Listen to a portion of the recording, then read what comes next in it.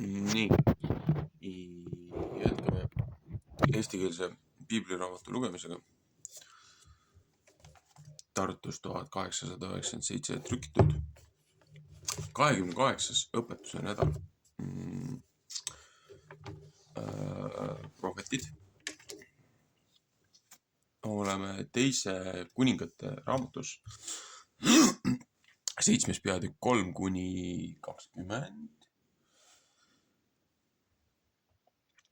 Aga muidugi kogu peatükk on tegelikult päris õpetlik.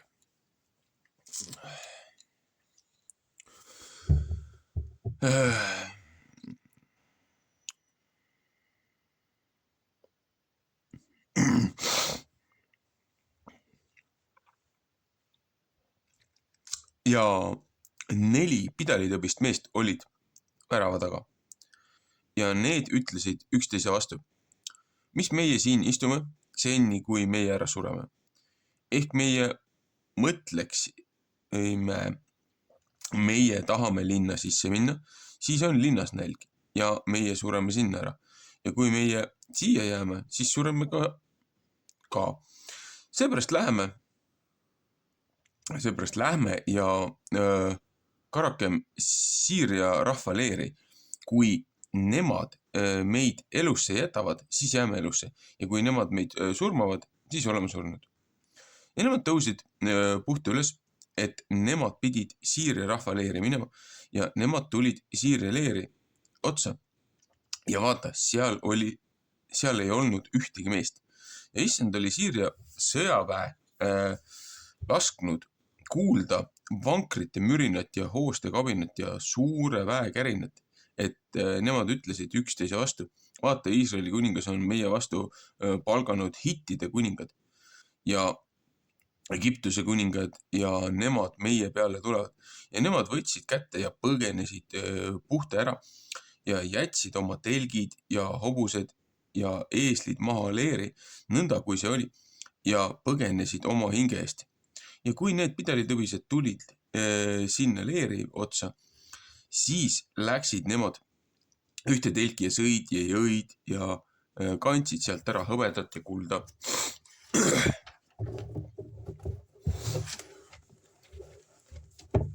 ja riideid ja läksid ja matsid maha. Ja nemad tulid tagasi ja läksid teise telki, kandsid ka sealt ära ja läksid ja matsid maha. Ja nemad ütlesid üksteise vastu: ei, meie tee mitte, mis õige. See sinane päev on üks hea sõnumepäev. Kui meie vait jääme ja ootame, kuni hommiku valge saab, siis meie ülekohus saab meid kätte. Seepärast tulge ja läheme, et meie seda kuningakotta teada anname. Ja nemad tulid ja hüüdsid linnavärava hoidjad ja kuulutasid temale ja ütlesid: meie tulime Siiria leeri ja vaata, seal ei olnud kedagi ega inimeste healt ei muud kui hobused kinni seotud ja eeslid kinni seotud ja telgid nõnda, kui peavad olema. Ja ta hüüdis teisi väravahoidjaid, et nemad seda pidid kuningakotta teada andma. Ja kuningas tõusis öösel üles ja ütles oma sulaste vastu: ma tahan neile nüüd teada anda, mis Siiria mehed meile teevad. Nemad teavad, et meil nälg on. Seepärast on nemad leerist välja läinud, eest ära pugema väljale ja mõtlevad, kui need linnast välja tulevad, siis tahame neid elavalt kinni võtta ja linna sisse minna. Ja üks tema sulastest vastas ja ütles, et võtku nemad nüüd 5 ülejäänud hoostest, mis siia üle jäänud. Vaata, need on näljas, nõnda kui kõik Iisraeli hulgad, mis siia jäänud. Vaata, need on otsas, nõnda kui kõigi Iisraeli hulgad, mis otsa saanud. Et läkitagem neid, et saame näha. Ja nemad võtsid 2 hoostega vankrit ja kuningas läkitas Siiria väe järele ja ütles: minge ja vaadake. ja nemad läksid nende järele Jordanist saadik ja vaata, kõik tee oli täis riideid ja riistumis, siirjamehed olid maha visanud, kui nemad ära ruttasid. Ja käsud tulid tagasi ja andsid kuningale teada ja rahvas läksid välja ja riisusid Siirja leeri ära ja pool külimitu peent jahu maksis 1 seekli ja 1 külimit otre 1 seekli Jehova sõna järele. Salm, 1. laul 33:4. Ja kuningas pani ülema pealiku, kelle käe peale ta ennast toetas värava vaatajaks, aga rahvas tallasid teda ära värava suus, et ta surnuks jäi. Nõnda kui Jumalamees oli rääkinud, mis ta siis rääkis, kui kuningas alla tuli ta juurde. Ja see sündis sedamööda, kui Jumalamees rääkinud kuninga vastu ja ütelnud, 1 külimit otre peab maksma 1 seekli ja pool külimitu peent jahu 1 seekli. Homme sel ajal Samaaria värava suus. Ja ülempealik oli Jumala mehe vastu vastanud ja öelnud, Jumala mehele vastanud ja öelnud, vaata, kui Jehova teeks luugid taevas, kas see asi peaks sündima?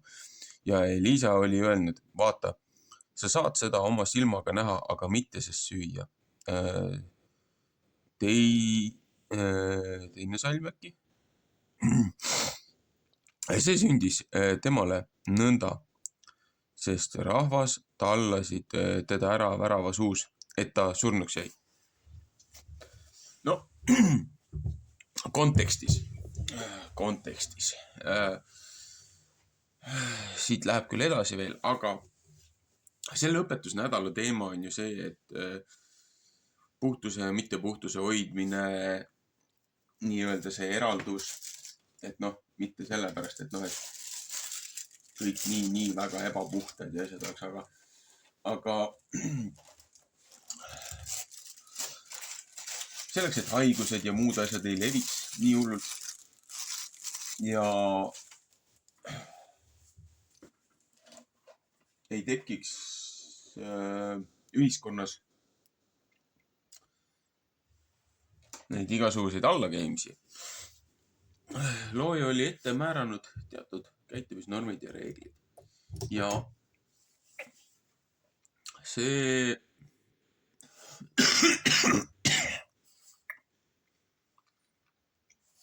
pani teatud piirid ja pidalitõbised.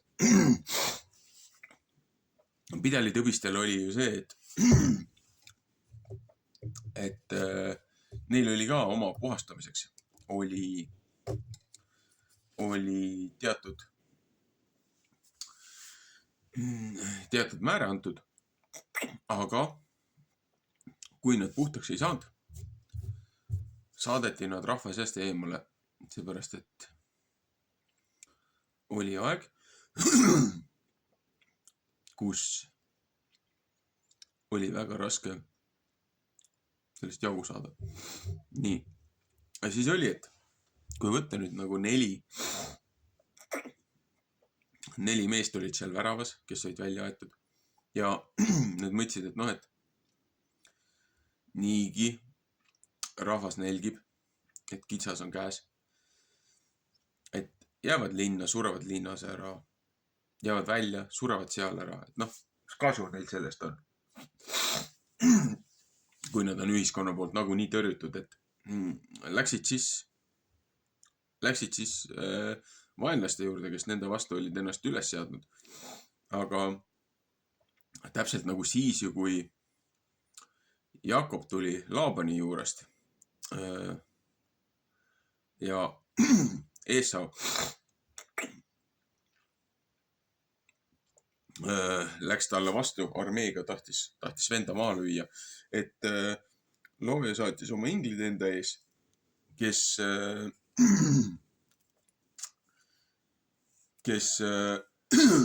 nägid, ilmutasid ennast Esaule kui suurt armeed ja Esau ju kohkus ära, kuni lõpuks kukkus hobuse seljast maha. Ja suurest hirmust võttis mõistuse pähe või noh, vähemalt tõmbas ennast tagasi mõneks ajaks. Siin samamoodi, et see Süüria armee, ma ise vahepeal ajan sassi sellega, et noh, Babyloonia, mitte Babyloonia kuningas, aga Süüria kuningas. Aga noh, territoriaalselt on ju see samune ala tegelikult, lihtsalt tollel hetkel oli uus valitsuskord sellel territooriumil, nii palju kui ma ümberringi olen aru saanud, noh, kuningas Nimrodi ajast näiteks nagu. Aga, ja Abrami ajast. Aga siis ongi see, et rahvas põgenes, jättis kõik maha. Ja need 4 meest läksid sinna ja alguses riisusid, varastasid, sõid. Ja siis arvasid, et see ei ole õige, mis nad teevad, et noh, saavad veel karistada selle eest. Läksid, andsid seda kuningale teada. Kuningas ju arvas ka, et see on militaartaktika, et üritatakse linna ära pühkida, et on nii-öelda vale lipp, et kui linnarahvas välja läheb, siis hävitatakse kõik ära, tullakse linna peale. Jällegi väga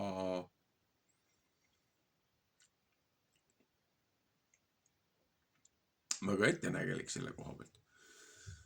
Aga saatis väikse osa ja mõned hobused, mõned vankrid ja toodi sealt kõike, toodi sealt toitu, toodi sealt muid asju. Tehti see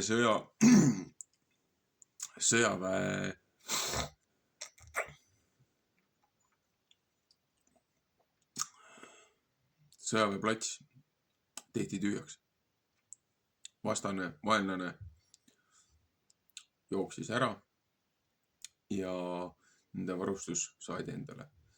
Rahval oli süüa ja üks valvur seal leeris natukene pilkas ka ju tegelikult seda prohvetit. Aga prohvet ütles, et jah, et nii nagu sa ise ütlesid, et näha võid, aga sina sellest süüa ei saa. Ja nüüd mõtle, kui see rahvas on pikalt näljutatud, et pole süüa olnud ja siis jooksevad tormi sinna värava peale, kui see toiti asi tuleb. Ja lihtsalt inimesed trambitakse jalga alla selle suure massi all. Et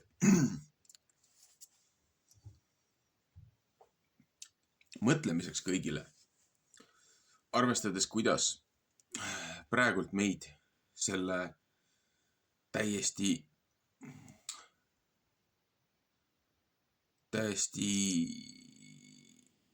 ülemõistuse lollusega, millega ameeriklased ja see võlts Iisrael hakkama said.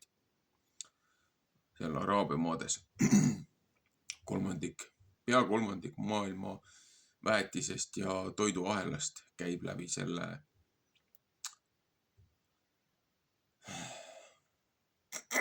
selle väina.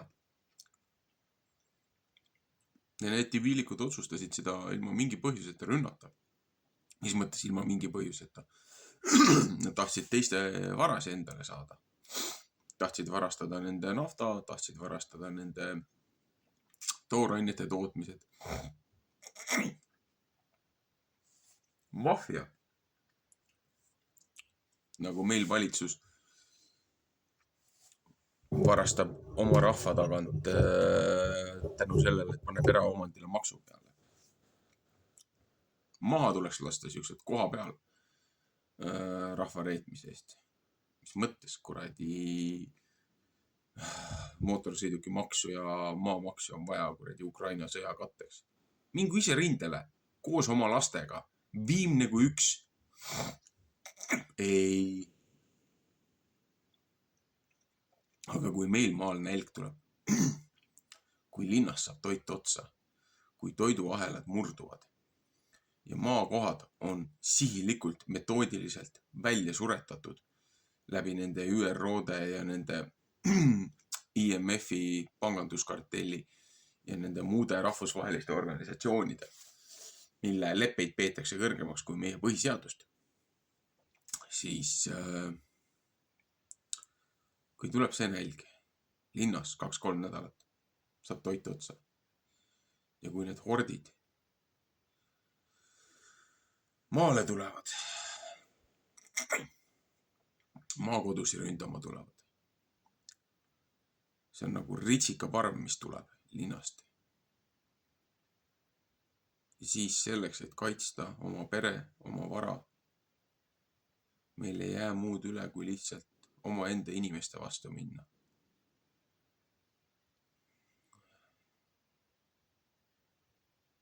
See saab olema raske.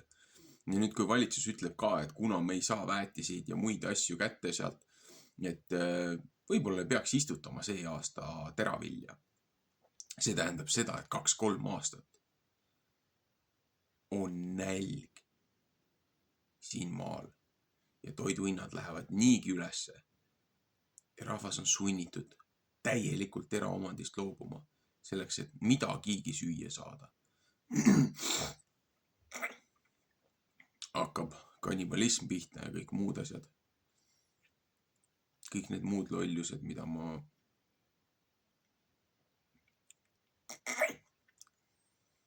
selles ühes hästi raskes unenäos, äkki eelmine aasta või üle-eelmine aasta, ma ei mäleta, millas ma seda nägin. Hästi raske unenägu oli.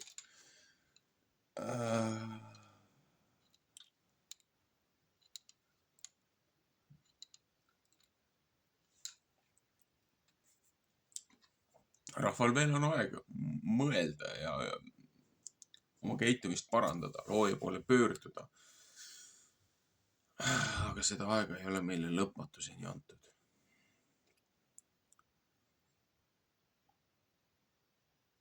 Üleskutse kõigile, kes peaksid minu piibli lugemisi lugema või kuulama.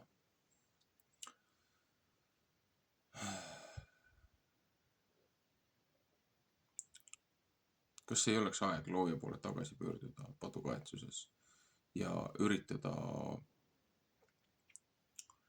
elada looja hingamises, looja võtmes? Teha asju, piiblilisi asju piibli moodi. Mitte nii nagu korrumpeerunud ja ära langenud institutsioonilised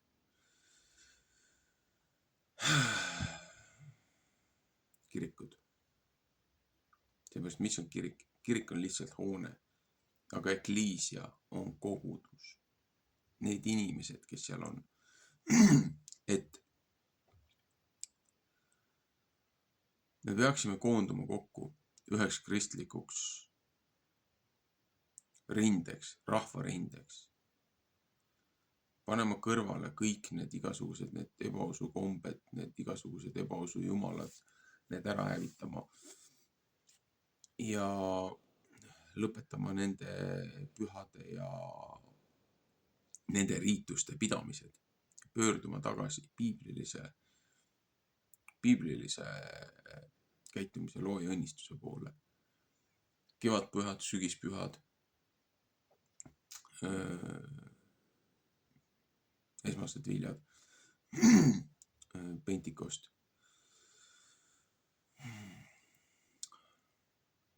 Hingamispäeva pühitsemine, tähistamine, sellest osa võtmine. Mitte päiksekummarduse pühapäev, nagu Rooma imperaator nõudis. Ja ma ei tea, mitmes paavst peale peale kõike neid aegu, et, eraldame ennast absoluutselt kõigest, mida juudid teevad, seepärast, et juudid on nende arvates pahad selle ühe paavsti asemel. Nad lõpetasid ära hingamispäeva tähistamise, nad valisid endale pühapäeva, päiksekummarduse päeva, mida tegid Mitra kummardajad, teised ümberringsed jutumärkides maausulised. Et nagu nad sülitasid looja aja peale, looja kalendri peale, looja pühade peale. Ja siis imestavad, miks oleme me siin, kus me täna oleme. Peaksime ühtse kristliku leerina pöörduma tagasi looja õpetuse juurde, selle juurde, mida Kristus õpetas, mida esimesel sajandil Kristuse jüngrid tegid. Kristuse jüngrid, Kristuse apostlid. Näiteks isegi võta või see samune Paulus, endine Saul. Tema pidas looja pühasi, tema pidas paasapäeva, tema tähistas Pentikosti, tema käis sügisel siis selles telkide pühas või kuidas seda kutsutakse, Tabernacles. Tema pidas kõiki neid loojapühasi, Kristuse jüngrid pidasid kõiki neid loojapühasi. Paasapäev oli paasapäev. See söömaaeg, see õhtusöök, see mida peeti, see ei olnud iga pühapäevane sõnakõlks jumalateenistusel, vaid see oli kord aastas. Mälestamaks Kristuse ohvrit, mida ta meie heaks tegi. Ohverdas ennast, andis ennast, lunastas meid. Suri, päästis esmased vangid surmavallast ja tõusis taas ülesse ja nüüd on oma isa paremal käel. Mõistab kohut kõige üle ja on vahemeheks meie eksimuste eest looja ees. Et nagu Johanneski ütleb, et keegi ei tule looja juurde kui läbi Kristuse, et tema on tee ja tõde ja õigus ja valgus.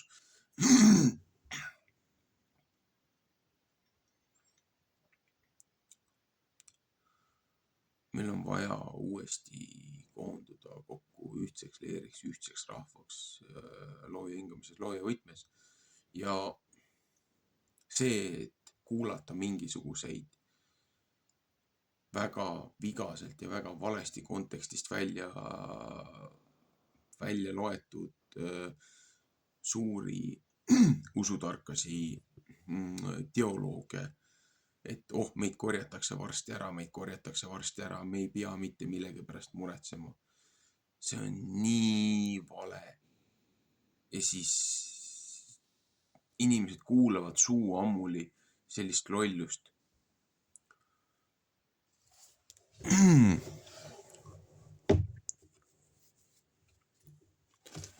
Lihtsalt nagu juurde, kas ma leian selle praegult ülesse. Äkki oli Matteuse evangeeliumisse.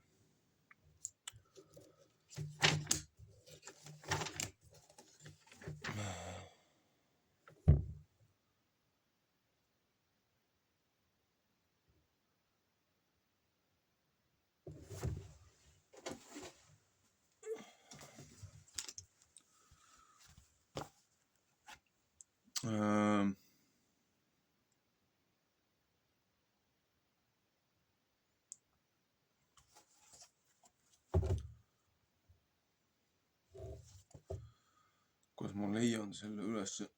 Ma otsin korra.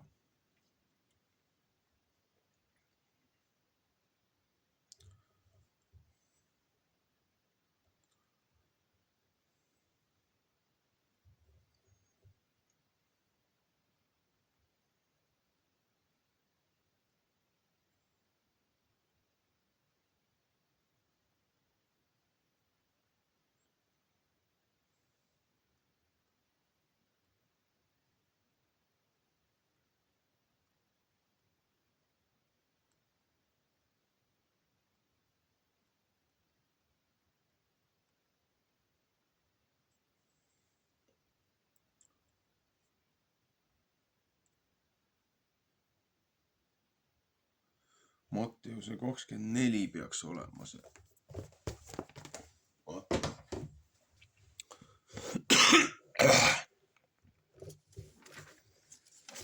Matteuse 24. peatükk. Jeruusalemma linna ärarikkumisest ja maailma lõpetusest. Ja see Jeesus tuli ära ja läks pühast kojast välja ja tema jüngrid astusid tema juurde temale püha koja hooneid näitama. Aga Jeesus ütles neile, eks teie ei näe seda kõik. Tõesti, mina ütlen teile, siia ei jäeta mitte kivi peale, mis ei peaks maha kistama. Roomlased ju tulid ja lammutasid ju selle maatasa. Kakkusid kivi haaval ära. Täpselt nagu prohvet Daniel ütles, täpselt nagu Kristus ütles. Ja kui tema õlimäel istus, astusid jüngrid isepäinis tema juurde ja ütlesid, ütle meile, mille ajal peab see kõik sündima ja mis peab sinu tulemise ja maailma aja lõpetuse täht olema. Aga Jeesus kostis ja ütles neile, katsuge teid ükski ära ei eksita. Efesuse äkki 5-6. Sest palju tuleb minu nime peale ja ütlevad, mina olen Kristus ja võtavad palju ära eksitada. Aga teie saate kuulda sõdadest ja jutusid sõjast. Katsuge, ärge ehmatage, sest see peab kõik enne sündima. Aga ots ei ole veel mitte käes, sest rahvas tõuseb rahva vastu ja kuningriik kuningriigi vastu ja nälg ja katk ja maa värisemised on siis mõnes paigas, aga kõik see on suure vaeva hakatus. See on alles algus. Siis annavad nemad teid ära viletsuse sisse ja tapavad teid ja teid vihatakse kõigest rahvast minu nime pärast. Johannese 16:2. Ja siis saavad paljud pahandatud ja annavad üksteise ära ja vihkavad üksteist. Ja palju valeprohvetid tõusevad üles ja eksitavad palju ära. Ja et ülekohus väga võimust võtab, läheb mitme armastus külmaks. 2. Timoteuse 3:1-4. Aga kes otsani jääb kannatama, see pääseb.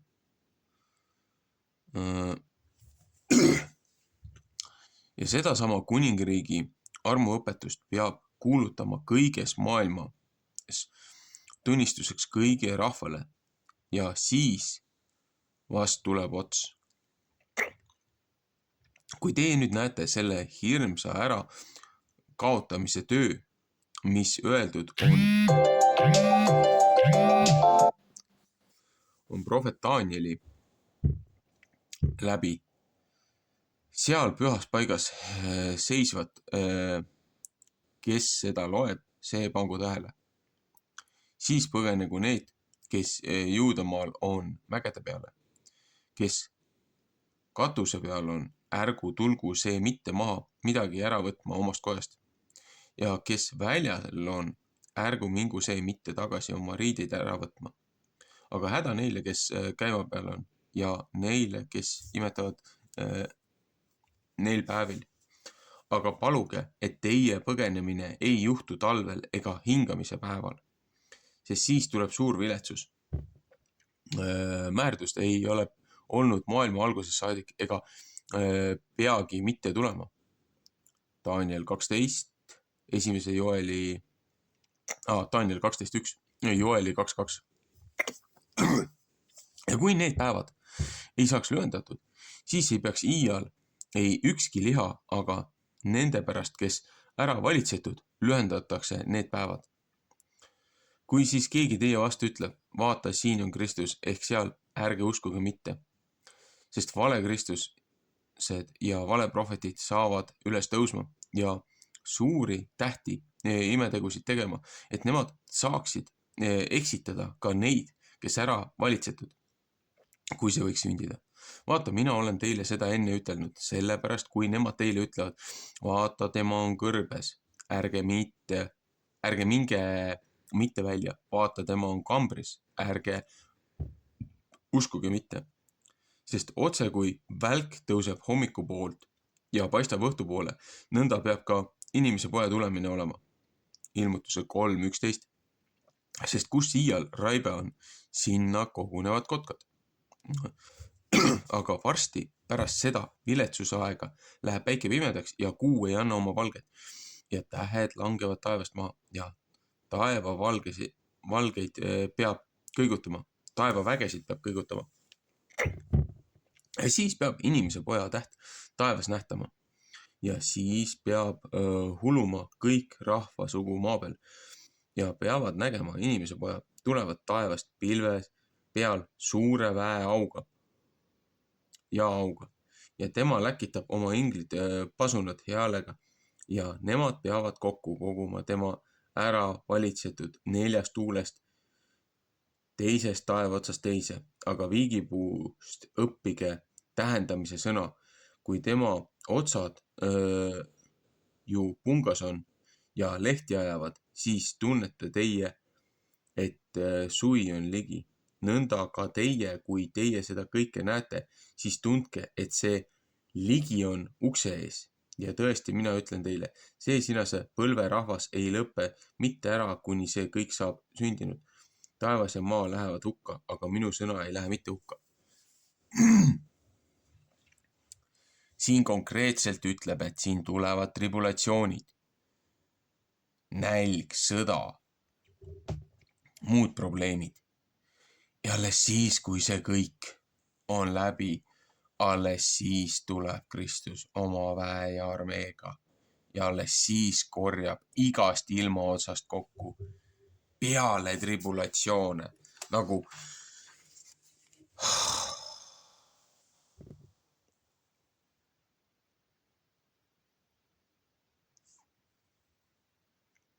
aga sest päevast ei tunnist ja tunnist ei tea ükski, ei ingrid taevas kui aga minu isa üksi.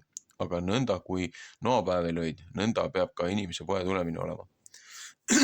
Sest kui nemad olid päevil enne veeuputust, nemad sõid ja jõid, otsid naisi ja läksid mehele, sest päevast saadik, kui Noa laeva läks. Ja nemad ei pannud seda tähele, kuni veeuputus tuli ja võttis neid kõiki ära.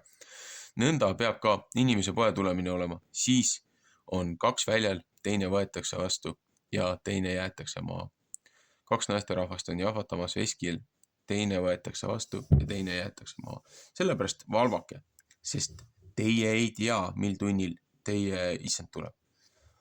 Aga see olgu teile teada, kui peremees teaks, mil öövahi ajal varas peaks tulema, küll tema siis valvaks ja ei laseks oma kotta auku kiskuda. Seepärast olge ka teie valmis, sest inimese poeg tuleb tunnil, mil teie ei mõtle.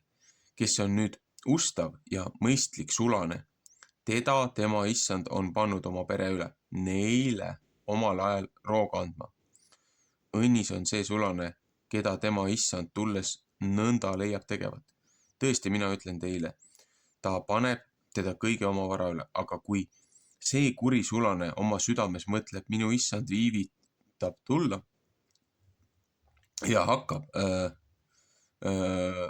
ka sulaseid peksma ja sööma ja jooma lakkujatega, siis tuleb selle sulase issand päeval, mil tema teda ei oota ja tunnil, mil tema ei tea ja lõhub teda ja annab temale osa jalalikkudest. Seal on hulumine ja hammaste kiristamine. Jällegi, need, kes jälgivad, mis ümberringi toimub.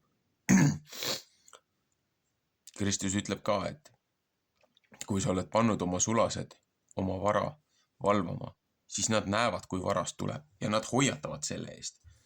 Aga kui nad ei tee seda ja ei hooli sellest, hakkavad ise liiderlikult elama, hakkavad ise varastama. Need ei ole enam karjased, need on hundid.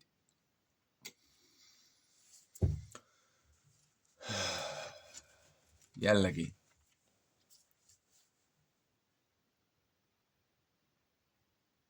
Kõik, kes usuvad, et teid enne tribulatsioon ära võetakse, te olete petetud, väga räigelt petetud ja kõik, kes seda õpetavad, need ei saa isegi aru, mida nad õpetavad.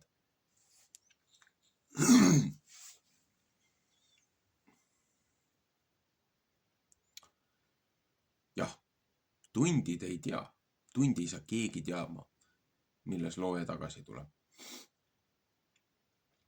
Aga tuleb elada selles vaimus, et sa ootad looja tagasi tulemist ja selle asja õigeks tegemist. See ei tähenda, et sa võiksid käed rüpes istuda ja kõik maailma mured ära unustada. Sinu ülesanne on kaitsta ja hoida oma kodu ja neid, kes on sinu hoole alla antud. Nii oma kodu, oma kodukonda, oma külakanti, oma rahvast. See käib ka riigimeeste kohta. Selle asemel, et siin halvasulasena rahvast peksta, nende tagant varastada ja juua ja laaberdada ja kuradi narkot panna oma valimispidude aeg. Selle asemel te peaksite tegelema rahva aitamisega, mitte nende koorimise ja riisumisega.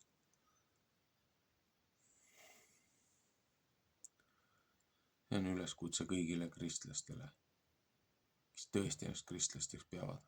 Aeg on need ebausu kombed hüljata ja aeg on pöörduda looja poole ja teha piiblilisi asju piibli moodi.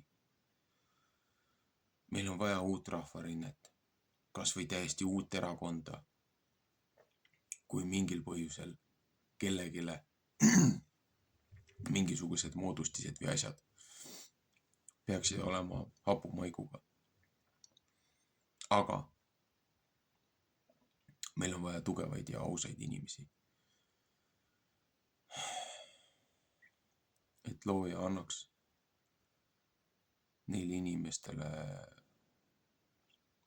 tarkust ja mõistust ja oma püha vaimu õigesti kohut mõista ja õigeid otsuseid teha. Meil on vaja sellist kogukonda ja meid on vaja vähemalt 500 inimest registreerida ennast ametliku parteina või erakonnana või kogukonnana, kuidas iganes seda ka nimetada antud situatsioonis, antud juriidilises kontekstis tuleb teha. Mis tähendab ka seda, et meil on vaja pädevaid inimesi, mitte ainult heausklikke ja heatahtlikke kristlasi, vaid ka neid, kellel on vastavad kvalifikatsioonid oma kogukonda vedada ja juhtida. Kõik ei pea olema juristid, kõik ei pea olema mingisugused insenerid. Meil on vaja igast ühiskonna kooshoidvast eluvaldkonnast. Meil on vaja õpetajaid, meil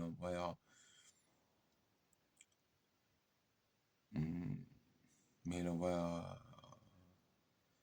ravitsejaid, loomulikult nii hinge kui tervise omasi. Meil on vaja piiblilise toitumise spetsialist. Meil on vaja põllumehi, meil on vaja metsamehi, meil on vaja ka sõdureid, kes seda rahvast kaitseks nii sisemise kui välise vaenlase eest. Meil on vaja insenere. Meil on vaja juhte, kes oskavad majandada ettevõtteid, vedada. aga need kõik tulevad ainult siis, kui looja on andnud meile selle valituse ja püha vaimu õiges võtmes käia ja tegutseda.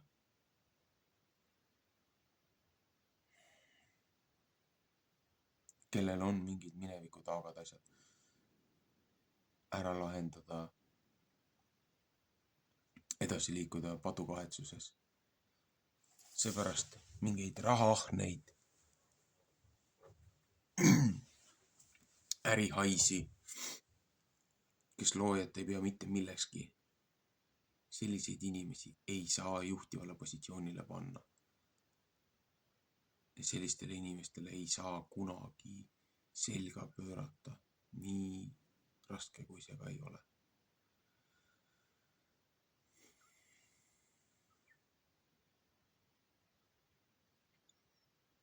Olgu.